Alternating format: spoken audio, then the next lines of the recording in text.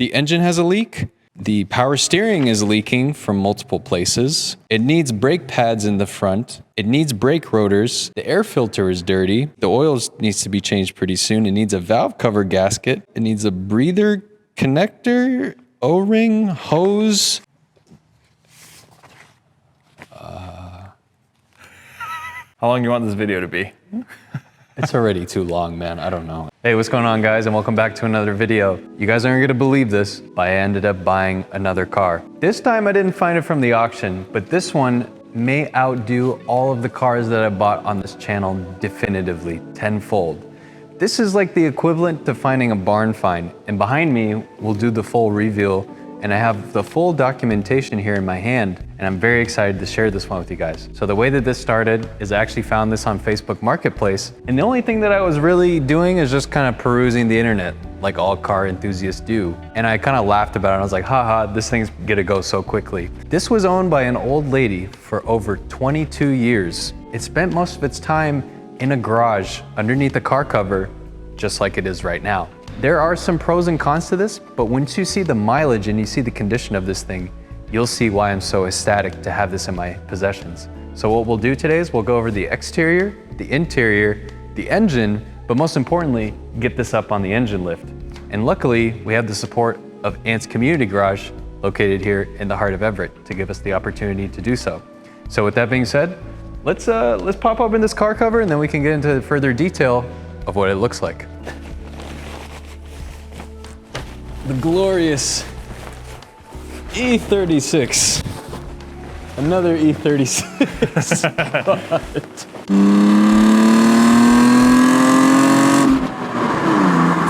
With the 1992 BMW 325i, and it's sitting at 74,000 original miles. This is like a 1 in a million. Especially around here, there's something that's definitively called the drift tax.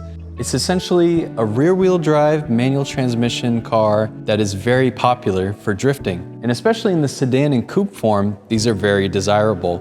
With the 50-50 weight distribution, especially if you find one of these with a 6-cylinder, it's very easy to get into this, and it's almost like a turnkey drift car. Most of these do have open differential, but you have so many options with the M cars that came with the LSDs, and so many different variations of these, that it makes it very easy for you to kind of make this into your own little toy.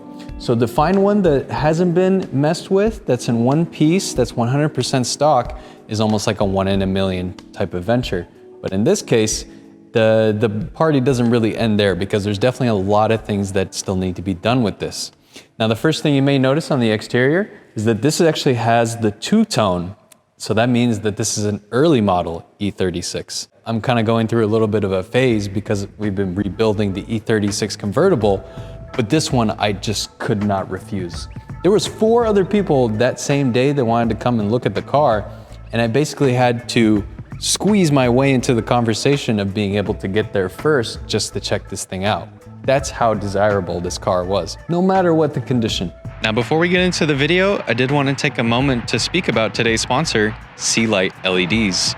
Now, what I'm holding in my hand right here is actually a halogen bulb that came off my 1997 BMW 328i. And I will have to say, there are some instances where I find myself squinting because of the lack of nighttime visibility that I have with a conventional halogen bulb. As much as I love working on these 90s and 2000s cars, it becomes pretty prevalent that halogen bulbs just don't provide as much visibility as something like an LED bulb setup. So I decided to go with the Sealight LEDs for the low beam and the high beams on my E36. And I will say that it's pleasantly surprising the amount of visibility that I have now at night. The installation was super easy. I didn't have to cut anything, no fabrications. It's just a plug and play solution.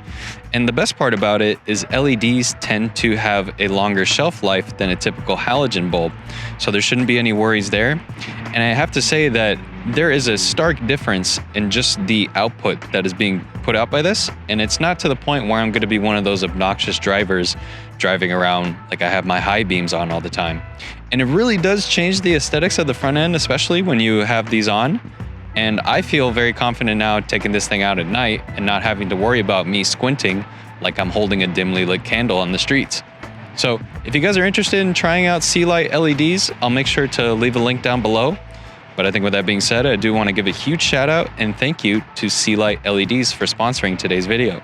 So with the two-tone, it's a desirable look for somebody that wants to keep something period correct, but I do think that there are some imperfections in it, like the clear coat that's fading on the hood.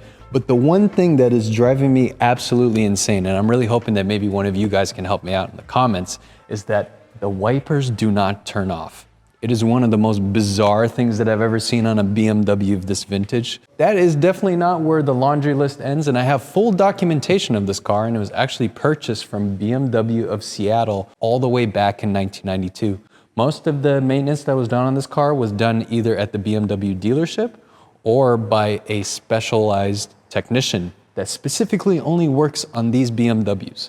So it was always in good hands, and it actually lived a good portion of its life underneath a car cover as well, which meant that it had more opportunities just to hibernate. And that's what it almost feels like when you drive this car. It just feels like it's been in hibernation. The thing is, when you have a high mileage car, people usually think that it's less desirable, but it's actually better to have something like this that gets its full exercise, especially a BMW. You can go to a Honda in 20 years and fire it right up and it's not a problem.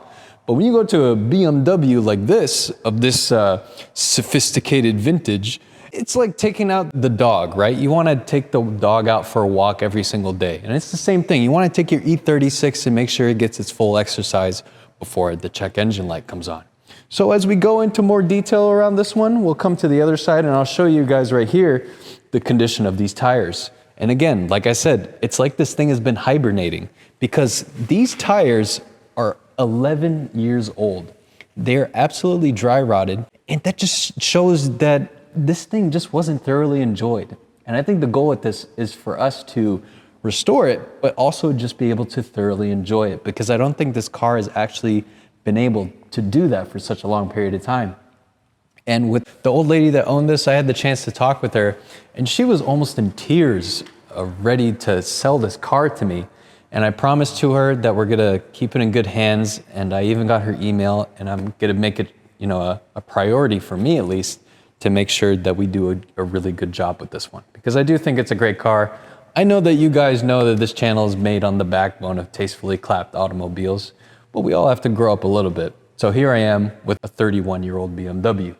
So when we go to the back, there's no drift tacks, there's no hitting walls, no quarter panel damage. Usually a lot of these, you see the interiors are torn to bits, things are gutted, the headliner's sagging, the sunroof doesn't work, but this one, everything fundamentally works.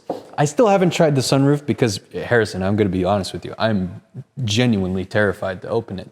The passenger door, or the window, makes a very concerning buzzing noise, and then it doesn't go down. Sometimes it does, sometimes it doesn't. So I'm guessing maybe window regulator of some sort. And it seems like there's a little bit of moisture getting in the trunk, which is pretty commonplace, but I'm hoping that it's not anything too concerning. It does have a pretty loud exhaust leak. That's something that we'll get up in the air and look in more detail. But fundamentally, overall, it's an Alpine white E36. It's kind of a shame that the bumpers don't match the body. I think that's one thing that was kind of coming to my head, is like, it would be really fun with this one to be able to paint match the bottom portions. But if you want to keep this completely OEM, there's also solutions to maybe bring back some of the luster that was once in these plastic bumpers to make them really pop on the car. But from the full standpoint of where it is right now, at least on the outside, it actually looks really good. But I do think that we should get this up in the air and show you guys the receipts, because I think you guys will be floored by the amount of documentation and the amount of estimates that I currently have for this car. Now that we got the car up in the air, what I have here in my hand in this manila folder is not just some of the documentation, but this is only a third of the documentation with this car. And really, it's just like pulling a page out of a book. You can really choose and pick what's wrong with this one. And before we go into further detail about all this, I would at least just tell you what the technicians recommended for this car. So it's saying that at one point in time, it had a cooling system leak, so they resolved that. The engine has a leak. The power steering is leaking from multiple places. It needs brake pads in the front. It needs brake pads in the rear. It needs brake rotors. The air filter is dirty. The oil needs to be changed pretty soon. It needs a valve cover gasket. It needs tires. It's been hit into a curb, so the wheel is bent in the passenger side corner. There is moisture in the brake fluid. The windshield has a chip. The ignition components are questionable. The license plate lamp is broken. The fog light is broken. Rear suspension needs to be replaced. The brake lines need to be replaced. The front shocks are aged with performance. The control arm bushings are cracking. At one point in time, it had a misfire.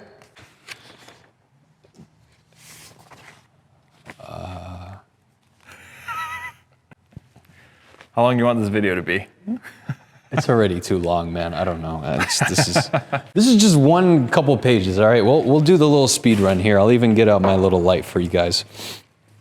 So definitively, it needs suspension. It needs brakes for sure. I think the pads are like 2 millimeters or something like that. So I'm just grateful that I made it here alive in one piece. And just like any BMWs of this vintage, the one thing you're gonna see is all these cobwebs that are underneath. You see that?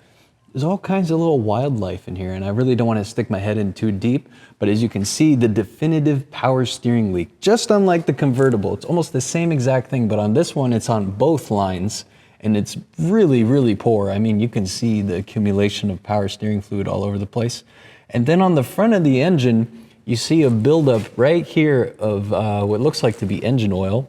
But the one thing that I did notice on the top, and when we pop up in the hood, we can show you guys, is that this definitely needs a valve cover gasket. It needed it like 10 years ago. It's really leaky up top. So that's the thing. What happens is bushings and things of that sort, they become brittle. But I will say that I'm looking at the bushings on the sway bars. And when we go over here to the lower control arms, so then here's the lower control arm bushings. And you can see these look almost original. When you start to see corrosion like that and rust developing on the actual lower control arm bushing itself, that tells you it's been there for 5 gazillion years. So when we look at the oil pan itself, this could just be oil that's dripping all the way down, because on the back of the oil pan, it actually looks really good. And you know, even in some cases, I've done this in the past too, where you re-torque some of these 10 millimeter bolts on the oil pan, and sometimes it's just enough just for the gasket to seal a little bit. I mean, if you really wanted to, you can even maybe put some RTV silicone after you clean all this up. But maybe we'll try that for another day. So it's good that they did a refresh on the cooling system. I think it's the original radiator, but they replaced the thermostat, which is good news because that's a pretty common issue on the E36 BMW. But the one thing that I see that is a little bit more concerning, and this is definitely transmission fluid. So like this pink stuff, it's leaking from somewhere, I'm not sure. It could be in between right here, but it's so minor that this could be over tens of years of just a little bit of seepage. I don't see any like active dripping that's happening right now. But it would be good to at least check the level just to see if it's any good. So, you know, this is definitive BMW stuff, but I mean, the casing's not cracked. I don't see anything way out of the ordinary. But again, going back to a lot of these lines, they look fully original, which is good, you know, if you're looking for that. But you also have to consider too that these have been here for over 30 years. So it would be nice to at least do a little bit of a refresh there. Now, when we go through the exhaust, I see that it bottomed out right here. And I'm curious if that maybe caused some sort of hole in the exhaust, because this car definitely has an exhaust leak. And I guess we'll have to show you guys a little bit later. But I'm trying to definitively find it, and I don't see it. This is all 100% original, by the way. It's actually like amazing, the condition for the age. And now when we get back here, this is the commonplace that a lot of people are going to be looking for. You have your subframe bushings, you have your diff bushings, you have all this stuff that's going on.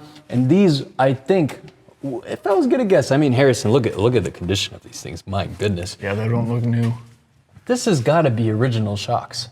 I mean, for the little particles to rust like that, I've never seen that before. That is unbelievable. Yeah, I see the BMW logo. So these got to be original, man. There's no way. But again, this example, no rust. That's huge, Harrison. It's massive. So there's a lot of really good stuff here. I don't see anything in terms of like leaking with the brakes or anything like that, but I just know for a fact that they need to be serviced. I can even just see the scoring on the other side over here, just without even taking off the wheel, they're very worn out. And it would make a tremendous difference too. I see a little bit of cracking on the sway bar end link bushings. Nothing that is detrimental to the driving experience or anything like that, but it's getting there. It needs to be gone through and refreshed. I look at the subframe bushings and the diff bushings, like right here. There's this one and then there's this one. This one holds the diff in. These are like the ears of the differential, and they actually look really great.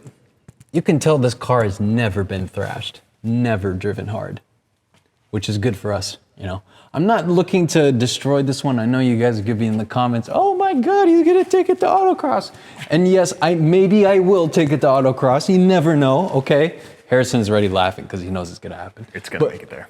But again, look at the inside of the exhaust, for example. You can see all the crumbliness that's going on inside there. I don't know if there's a good angle for that, but it's just a crusty old BMW. So you may be asking yourself, why are you going through the headache all over again of a crusty old BMW? And really, my suffering is for your guys' entertainment in a sense, but at the same time, I actually do really like these chassis. They're super hard to find nowadays, in good shape. And after what I went through with the 318i that I bought from auction for $450, as soon as I sold that car, I immediately regretted it. That's why I went and got the convertible just a couple days later. But it never really filled the void for me, and I've always been after a sedan. So I know that we're doing the convertible as well. I feel really grateful to be able to do any of this stuff regardless, but I do want to do this one justice. And even if I keep this one for a while, I think I would be very happy with that. But you guys haven't even seen the half of it, because we'll have to put this thing back on the ground and at least show you the engine as well as the interior. That's definitely not stock.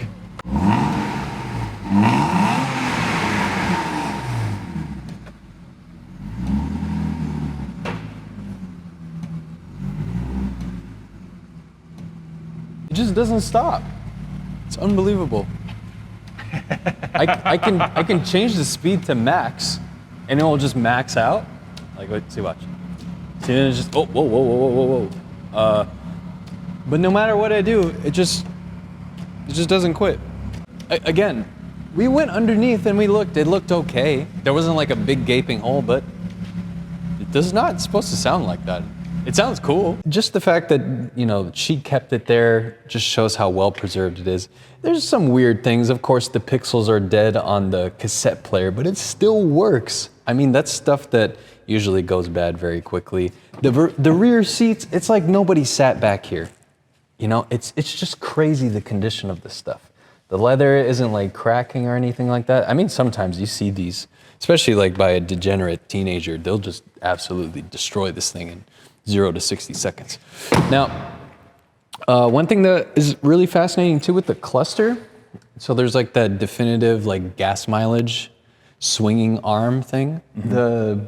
For whatever reason, maybe just from like sitting for so long, it just disintegrated and it's like falling into the cluster itself.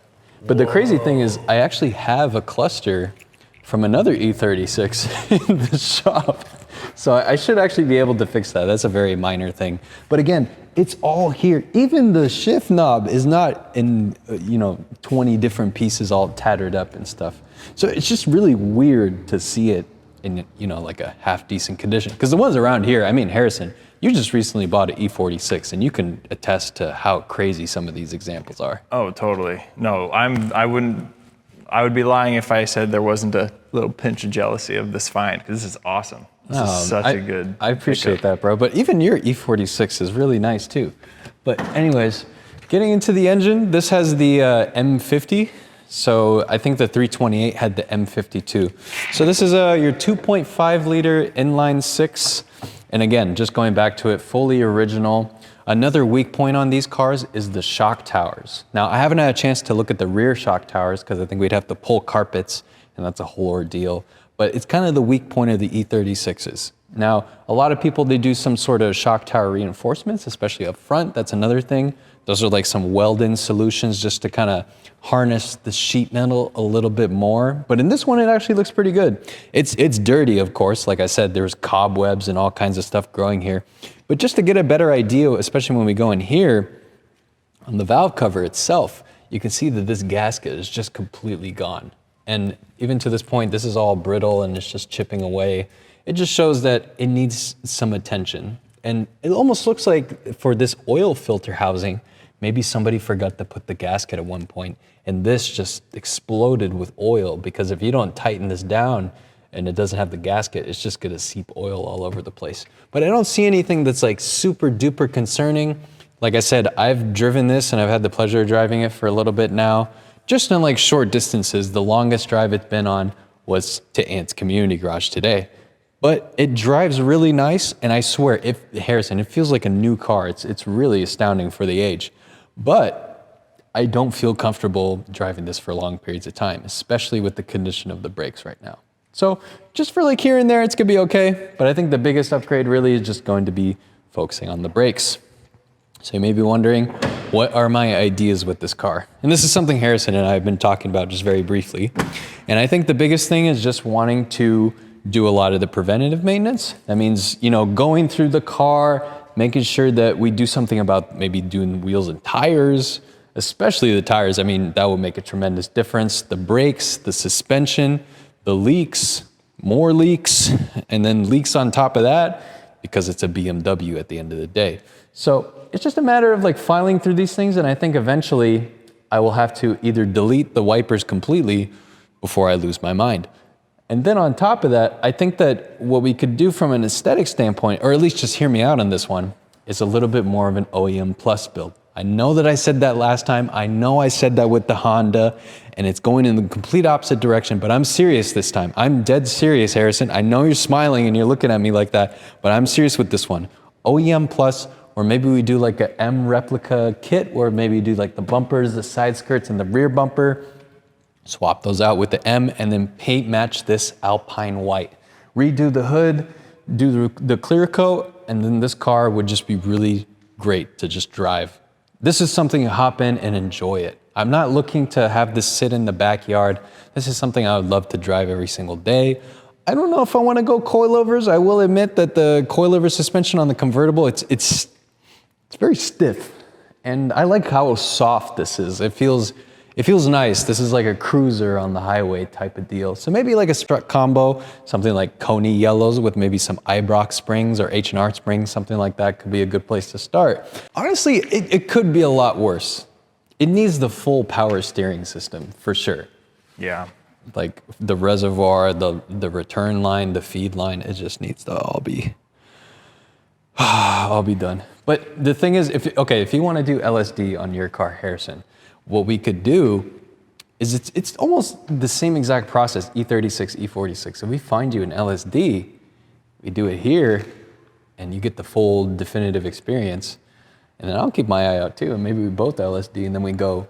Well, now we're both Wait LSD. a second. We were just talking about how we weren't gonna send this thing into the shadow realm. No. Okay, we're not sending it anywhere. I'm just saying that we will casually take it for a nice jaunt where there may be conditions where it seems feasible to let the back end slip a little bit. Might be some hooning, yeah. No, I did not say that. That's I did where not it's say going. hooning. No. Okay. You know what I mean, man. It's just a matter of us holding on for dear life. But yeah, no, seriously though. I think that an LSD would be really fun in these cars. It's just unfortunate. It's hard to find a good one. Yeah. There's so many ratios. Like, do you know about like the final drives and stuff? Mm-hmm. Yeah, but I'm not familiar with what would be great for like the specific E46 that I have, or if it's more of just like a preference of what kind of drive you want.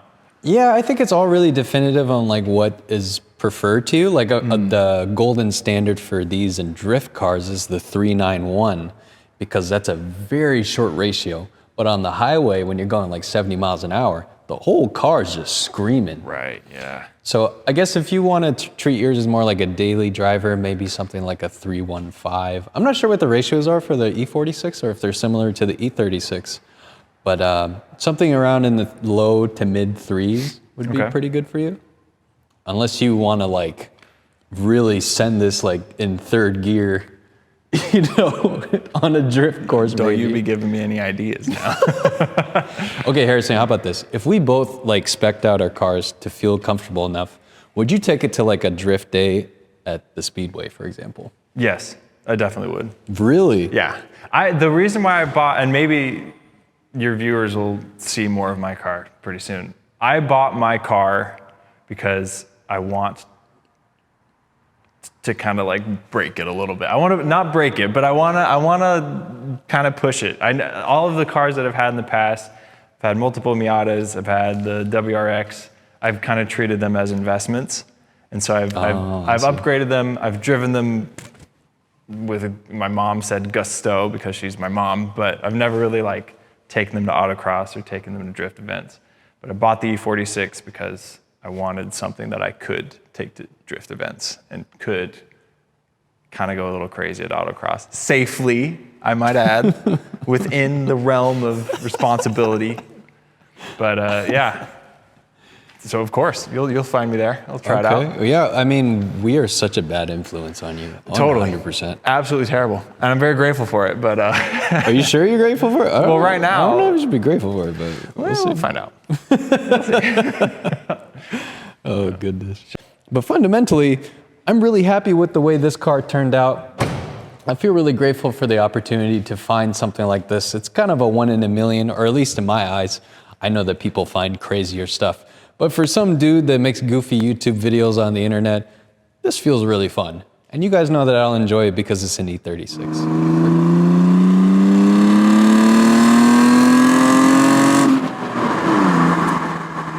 And it wouldn't be a video without us taking this thing out for a test drive. Like I said, this is untouched. I haven't started working on it. It still needs brakes, but you can hop in and drive it, really. I set up an external audio setup, and I'm hoping that it's not going to be outrageously loud, but you guys will see that it essentially sounds like a muffler delete because I'm almost certain that the baffling on the muffler is completely gone. And it's funny, even when I was going to get gas for this thing today, I opened this up and it was full of cobwebs. I mean, you could still see some of them, but I got most of it out of here. And this should tell you everything that you need to know in terms of how long this thing's been sitting for. And the paint, it's all here. It's original Alpine white, but it looks very dull. It needs a full detail, maybe color correction, polish and wax and stuff. But just to see one so untouched, even driving this around town, it's kind of funny how stock E36, it almost feels like it commands more attention than one that's fully modified. So let's hop in this thing. You can at least hit the road and see how it does. All right, start it right up. Another thing too to note on the cluster, you can see the swinging arm for the miles per gallon. It's like disintegrated, it's like brittle. I've never seen that before in E36, it's kind of interesting. The stereo, the speaker wires in the back, I think they're like barely coming in contact, so it's making like this horrible hissing noise, but this is original BMW cassette, and I even have some of my old school cassettes, and this is one of my favorites of all time. I got this in Dallas not too long ago, and I've been on the hunt for a lot of Pink Floyd tapes, so this was one that I obviously had to add to the collection. Let me know if you guys are into cassettes. I actually have quite a bit. This one is the Eagles, and then what else do we got here? I think this one is Tears for Fears. I got this one from CY. It's actually in really good shape. But anyways, you guys are in here for cassettes. Let's get this thing fired up. And I put half a tank of premium gas because for whatever reason, it would not let me fill up past 5 gallons. It kept clicking after that, and I didn't want to assume that the gauge is working and maybe, you know, I was accidentally overfilling the car. So, like, it just has so much life left to give. And man, with the muffler delete, it sounds amazing. I'm really hoping that the external audio mic is going to be okay for this. Or else I might have to do this all over again. But just revving this thing out is such a joy. It's like it has an aftermarket exhaust on it, I swear to God, that's what it feels like. It just feels mad. And the difference that I noticed too with the 328 is that it has a little bit longer of a final drive, whereas this one I think it's a 315. It's an open diff in the rear, but you can feel the shorter ratio gearbox and how it just kind of wants to jump out of its seat. I can imagine something with like a higher final drive, which means a shorter ratio gearbox, like the infamous 391 that people use for drifting, this thing would really come to life. And like I said, the brakes aren't so great, so I'm not going to be going super crazy on this one. That's first thing on the docket for sure, along with all the other leaks and maybe going through some bushings. Would love to do some chassis bracing with maybe like an X brace. I mean, the list really goes on, but I'm not gonna hack this one up and turn it into a drift pig and, you know, do wall taps and stuff like that. And it's just such a preserved example. I might even just keep the outside stock. I really haven't decided yet. And your guys' feedback on that would be monumental in helping me make these decisions that are gonna financially ruin me for your guys' entertainment. But anyways, driving it fundamentally, it's an E36. In comparison to the convertible, it feels a lot lighter in the rear. That was the first thing I noticed with the Vert. But hold on.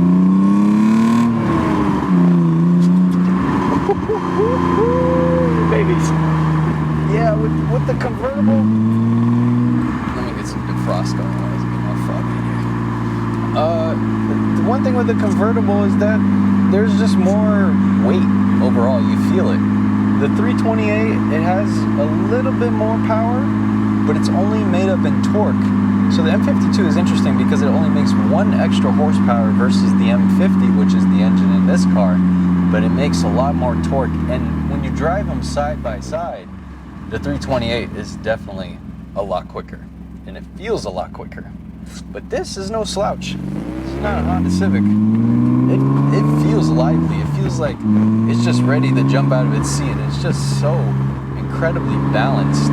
That's the thing with the E36 with that 50-50 weight distribution. It just feels like it's just dancing, like it's just a ballerina, and you're just kind of, everything is within a balance, and you never feel like you're completely losing the car. It feels very neutral. And God, the downshifts. Wait, hold on the downshift. You go from 4 to 3 to 2,000, you get this little going on, and oh, it's brilliant. I could listen to that all day. I might have to do a separate video and maybe take this thing on the highway and let it really sing. I really don't want to go too crazy here. It's the holidays, and a lot of people are walking around with their families or taking out the dog and stuff, and I don't want to interrupt those kinds of moments, you know, with me hooning about in an E36. And this is my first time ever having a car with collector plates on it. That's kind of cool, because the car is over 30 years old. My God, it's so weird saying that out loud, because, you know, back in the day, this was like the obtainable, fun car that you could get in high school, and now these are quite literally a classic. So it's gonna do classic car things, but since we've been already tackling a lot of E36 objectives, I feel like this is just gonna be a side list full of all this stuff. But it's definitely a laundry list if you want to get this thing to feel as good as it did back in '92. But I think this is way better off than me finding a 300,000 mile teenager-owned destroyed car with no door cards and the seats torn. I mean, this is best case scenario when you're looking for a car. I mean, an old lady owned. What else do you want, man? This is really, really awesome. All right, let me let it sing for a little bit.